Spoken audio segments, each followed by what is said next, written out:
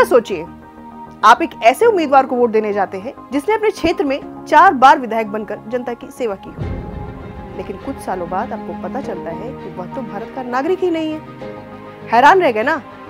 Telangana high court के हालिया फैसले ने बिल्कुल ऐसा ही एक चौंकाने वाला मामला उजागर किया है।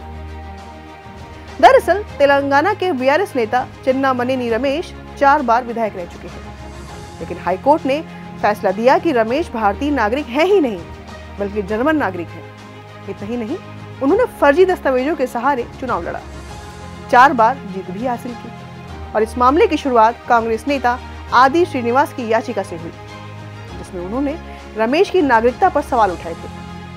कोर्ट ने पाया कि रमेश ने यह साबित करने के लिए कोई दस्तावेज पेश ही नहीं किए हैं कि उन्होंने जर्मनी की नागरिकता छोड़ी है, और इसके बाद अदालत ने उनकी भारतीय नागरिकता को अवैध घोषित करते हुए उन पर 30 लाख रुपए का जुर्माना लगाया, जिसमें से 25 लाख रुपए आदि श्रीनिवास को दिए जाएंगे।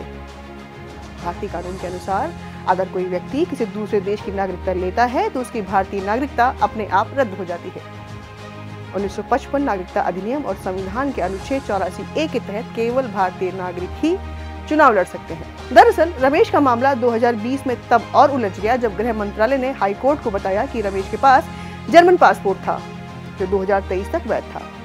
हालांकि उन्होंने अपनी नागरिकता से जुड़ी जानकारी छुपाकर भारत सरकार से भारतीय नागरिकता प्राप्त की। हालांकि ऐसा ही एक और मामला यूपी में भी इन दिनों चर्चा में है। यूपी में राहुल गांधी की नागरिकता पर सवाल उठाए जा रहे हैं।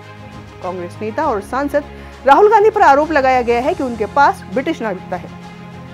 राहुल गांधी फिलहाल यूपी के रायबरेली से सांसद हैं और कर्नाटक के एस विघ्नेश ने दावा किया है कि उन्होंने दस्तावेजों के आधार पर यह पता लगाया है कि राहुल गांधी 2003 में यूके की एक कंपनी बैक ऑप्स लिमिटेड के निदेशक थे, जिसमें उन्होंने खुद को ब्रिटिश नागरिक बताया था।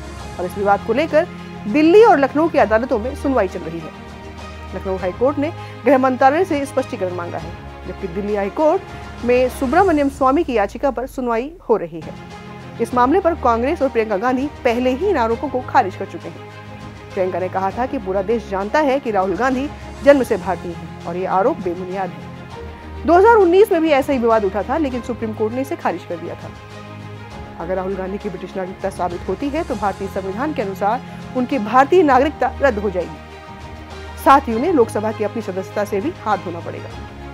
भारत में लोकसभा विधानसभा चुनाव में बतौर प्रत्याशी उतरने के लिए उम्मीदवार को भारत का नागरिक होने के साथ साथ कम से कम 25 वर्ष की उम्र का होना जरूरी है।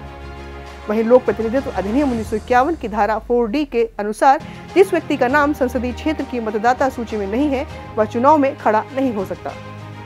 इसके अलावा वह व्यक्ति जिसे किसी मामले में 2 साल या उससे अधिक की सजा हुई हो वह चुनाव नहीं लड़ सकता है। रमेश का मामला और राहुल गांधी की नागरिकता पर उठते हुए सवाल दिखाते हैं कि नागरिकता का मुद्दा सिर्फ एक कानूनी प्रक्रिया नहीं है बल्कि हमारी लोकतांत्रिक व्यवस्था की बुनियाद है। क्या वाकई गैर भारतीय नागरिकों को भारत की राजनीति में जगह मिलनी चाहिए? यह सवाल हर भारतीय को सोचने पर मजबूर करता है, क्योंकि जो भारत का नागरिक ही नहीं है वो भारतीय संविधान से कैसे बंधेगा और उसकी रक्षा की कसम कैसे खाएगा। तो अगर आपको ये वीडियो पसंद आया हो तो इसे लाइक करें, शेयर करें और चैनल को सब्सक्राइब करना ना भूलें। धन्यवाद।